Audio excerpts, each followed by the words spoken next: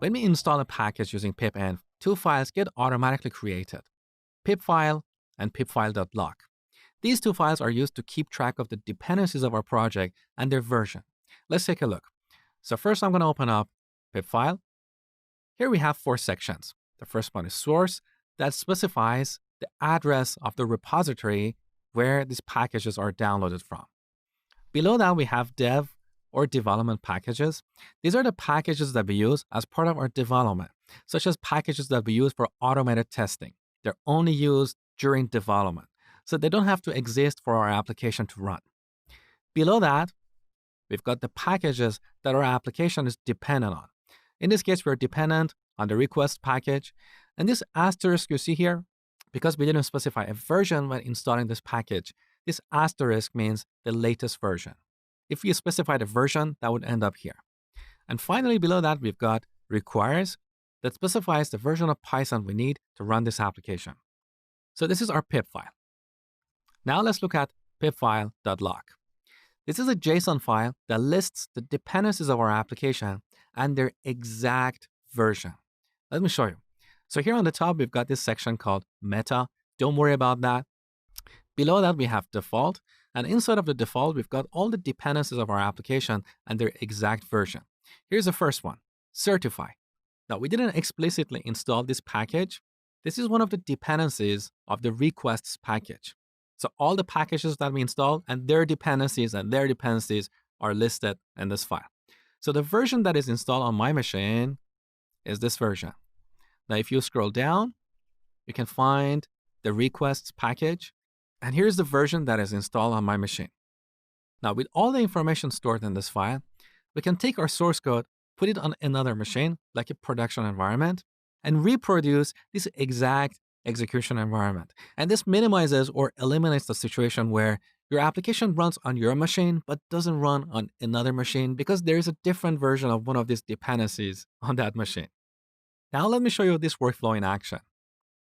So here on the terminal, let's find the virtual environment for this project. pipenv --venv. Okay, here's the directory. I'm going to delete this directory to simulate the scenario where we copy our project onto another machine. On that machine, this virtual environment does not exist. All we have is the source code of our application, right? So on Mac or Linux, we can delete a directory by running rm-rf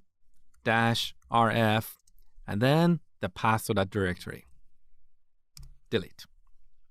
So now if we run pipenv --venv one more time, it tells us that no virtual environment has been created for this project yet. All we have is this source code and our pip files that specify the dependencies of our application, right? So now we need to install all these dependencies, and that is very easy. We run pipenv install without any additional arguments. When we run this command, pipenv will look at our pip file and install all the dependencies of our application. All right, now let's run pipenv --venv. You can see we have this virtual environment, and in this virtual environment, we've got all the dependencies of this project. Now, these dependencies are installed based on the version specified here. So for the request package, we're asking for the very latest version. However, on my machine at the time of development, I've been using version 2.20.1.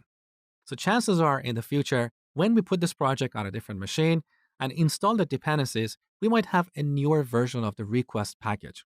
In that case, those dependencies installed on that machine will be different from the dependencies on my development machine. If you want to install the exact same versions listed here, you should tell pipenv to ignore the pip file and use pipfile.log. So back on the terminal, we run pipenv install and then supply an additional parameter, --ignore -pipfile. As you can see, this time pipenv installed the dependencies from pipfile.log.